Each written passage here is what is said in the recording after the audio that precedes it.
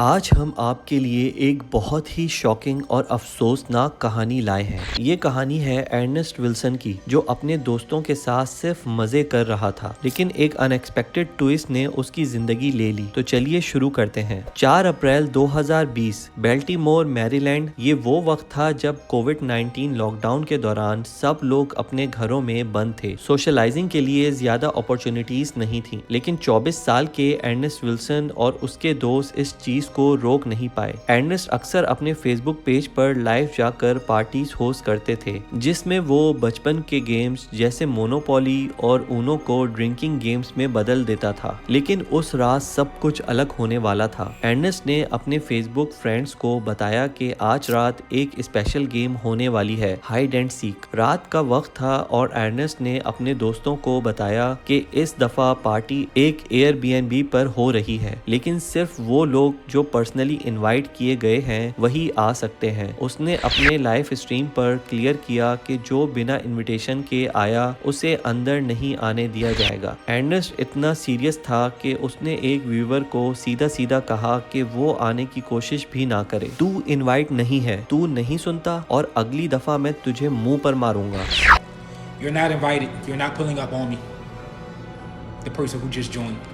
If you're still watching, you're not invited. Because you don't listen, and I'm gonna bang you in your mouth next time. रात के 2 बजे party full swing में थी।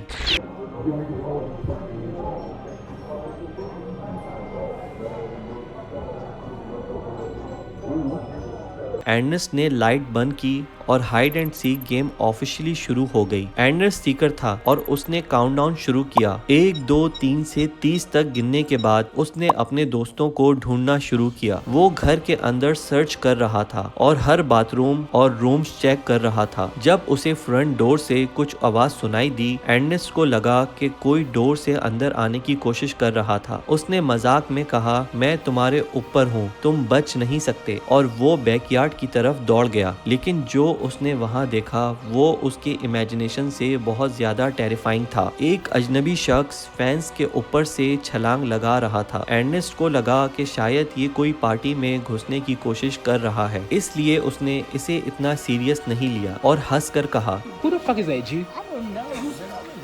Get your dumb ass on the other side of this gate. Who the fuck? Dumb ass nigga. This can't be one of my friends.